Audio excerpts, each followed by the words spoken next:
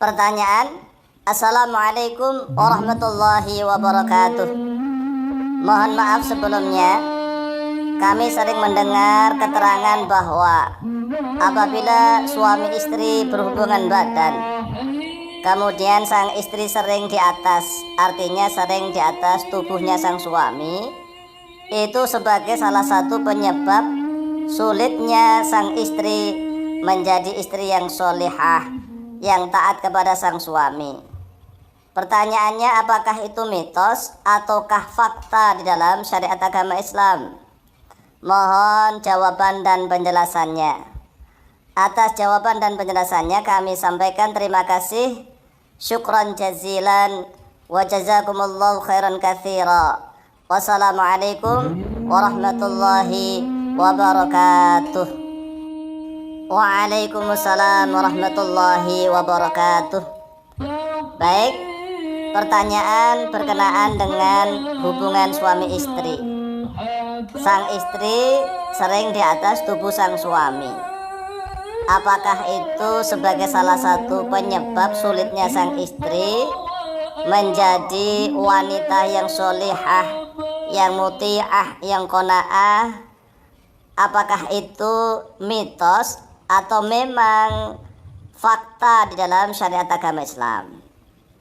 Artinya kalau itu memang fakta, berarti ada keterangan dari Rasulullah SAW atau dari para ulama-ulama salafus soleh yang menukil itu dari para sahabat, atau mungkin dari penelitian para ulama.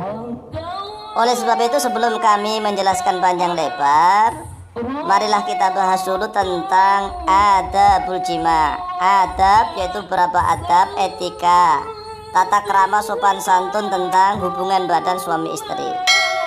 Qala Allah azza wa jal, a'udzu billahi minasyaitonir rajim. Nisa'ukum harthul lakum fa'tu harthakum anna syi'tum. Nisa'ukum bermula istri-istri kalian, harthun yaitu ladang bercocok tanam, lakum bagi kalian. Fa'tu maka datangilah oleh kalian, harthakum pada ladang cocok tanam kalian, anna syi'tum. Anna syi'tum ay min aina syi'tum, yaitu dari mana saja berkehendak oleh kalian, wa mata syi'tum dan kapan saja berkehendak oleh kalian, wa kaifa syi'tum dan bagaimana saja berkehendak oleh kalian. Ingkana jika ada dzalika oleh hal itu, min simamin dari lubang, wahidin yang satu, ay idkhaludz dzakari fil qubuli, artinya memasukkan zakar fil qubuli di dalam kemaluan, la fit tuburi, tidak memasukkan kemaluan sang suami di dalam tubur atau anusnya sang istri.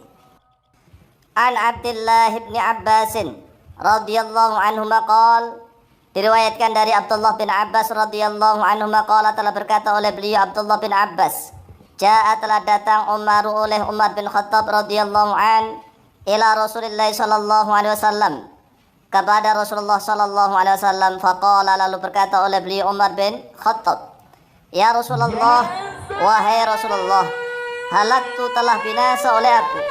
Qala, bersabda oleh beliau Rasulullah sallallahu alaihi wasallam, wa ma ahlakaka, wa ma bermula apakah ahlaka yang telah membinasakan oleh dia maka kepadamu wahai Umar? Qala, berkata oleh beliau Umar bin Khattab, hawaltu rahli al-lailata, hawaltu telah membalik oleh aku, rahli pada kendaraanku, al-lailata pada malam hari. Maksudnya membalik ya awalnya depan dibalik ke belakang, begitu maksudnya. Atau boleh awalnya di bawah menjadi di atas, begitu kan. Hawaltu rahli, rahli Umar menggunakan suatu kata kiasan, kendaraan, ya kendaraan pribadi yang luar biasa itu kan. Ya, makanya doa naik kendaraan pribadi ya bismillahi Allahumma jannibna syaitana wa jannibi syaitana ma razaqtana, itu adalah doa naik kendaraan pribadi. Lah Umar bin Khattab juga menggunakan kata-kata rahli, hawaltu rahli al-lailata. Qala, berkata oleh Abdullah bin Abbas, falam yarudda maka tidak membalas oleh Rasulullah, falam yarudda maka tidak membalas atau tidak menolak alaihi kepadanya Umar, Rasulullah sallallahu alaihi wasallam, oleh Rasulullah sallallahu alaihi wasallam, syai'an pada sesuatu pun. Qala berkata oleh Abdullah bin Abbas, fa'unzilat lalu diturunkan ala Rasulullah sallallahu alaihi wasallam atasnya Rasulullah sallallahu alaihi wasallam hadi pada ini al-ayatu terhadap ayat nisa'ukum harthul lakum fa'tu harthakum anna syi'tum. Jadi menurut salah satu riwayat sebab ya salah satu sebab turunnya atau sababun nuzul ayat ini adalah Umar bin Khattab lapor kepada Rasulullah sallallahu alaihi wasallam karena saking rindunya kepada istrinya. Kemudian dia malam-malam membalik istrinya. Wallahu taala alam bisawab, ini ya, membaliknya ini apakah awalnya dari depan menuju ke belakang atau dari bawah ke atas. Kemudian Allah Subhanahu wa taala menurunkan ayat nisa'ukum harthul lakum fa'tu harthakum anna syi'tum. Kemudian Rasulullah sallallahu alaihi wasallam bersabda, akbil, menghadaplah oleh engkau wahai Umar, wa adbir, dan membelakangilah oleh engkau wahai Umar. Jadi boleh menghadap, hadap-hadapan, boleh membelakangi, berarti juga boleh di bawah, boleh di atas begitu. Wattaqi, dan takutlah oleh engkau Umar, ad-dubura, pada dubur, pada anus.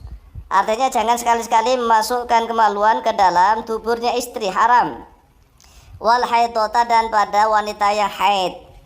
Akhraja telah mengeluarkan pada hadis At-Tirmidzi oleh Imam At-Tirmidzi nomor hadis 2980, wa Ahmad, dan oleh Imam Ahmad fi Musnadi, di dalam kitab Musnad beliau nomor hadis 2703, wa Nasa'i, dan oleh Imam An-Nasa'i fi Sunani Al-Kubra, di dalam kitab As-Sunan Al-Kubra nomor hadis 8977.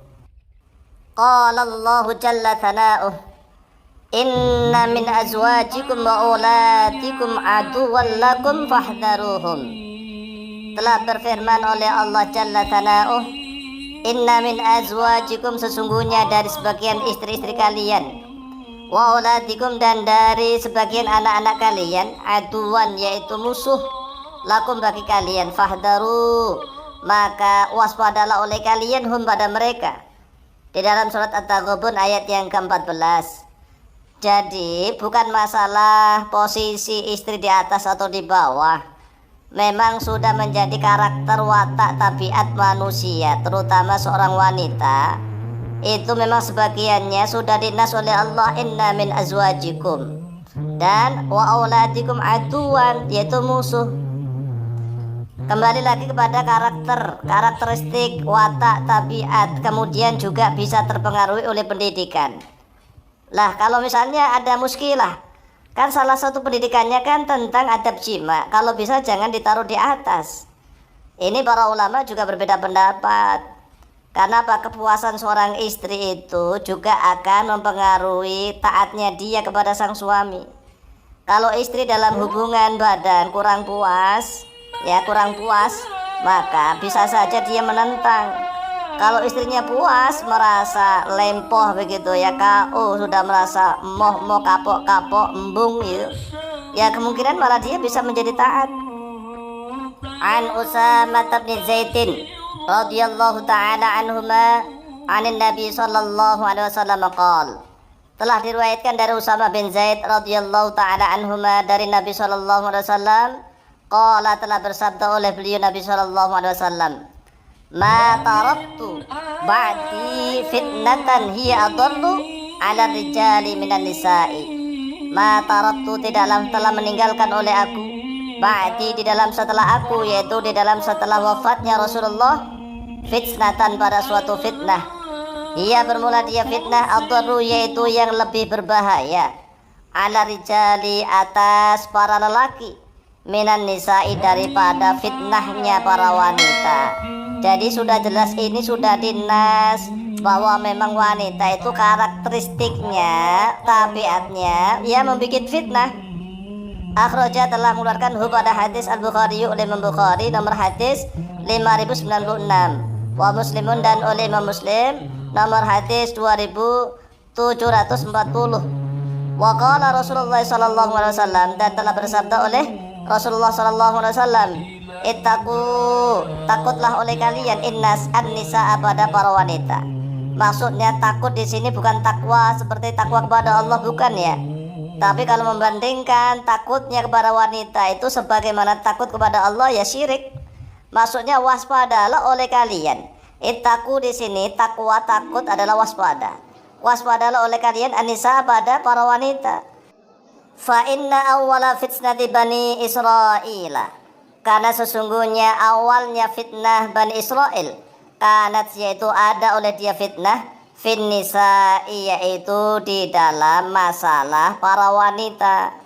Akhraja telah mengeluarkan hu pada hadis Muslimun oleh Imam Muslim nomor hadis 2742. Sehingga kesimpulan kami, jima atau hubungan badan suami istri yang sering menempatkan istri di atas posisi tubuh sang suami, kemudian itu menjadi salah satu sebab sulitnya sang istri taat kepada sang suami, menurut kami adalah mitos, itu bukan fakta, ya. Karena apa? Tidak ada keterangan dari Rasulullah SAW maupun dari para ulama salafus soleh. Wallahu ta'ala a'lam.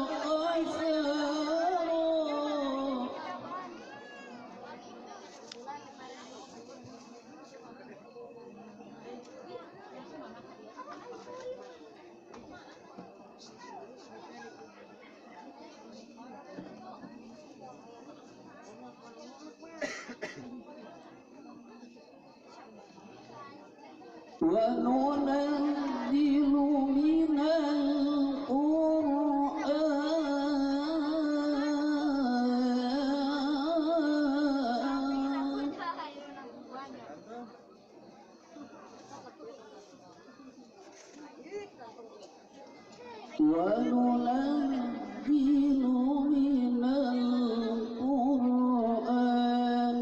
مَا هُوَ شِفَاءٌ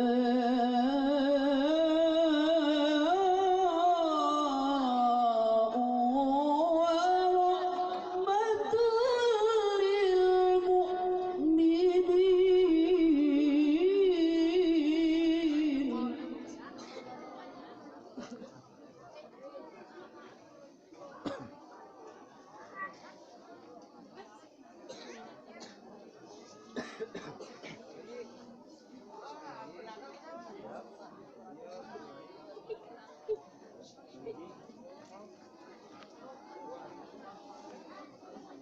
وَنُنَزِّلُ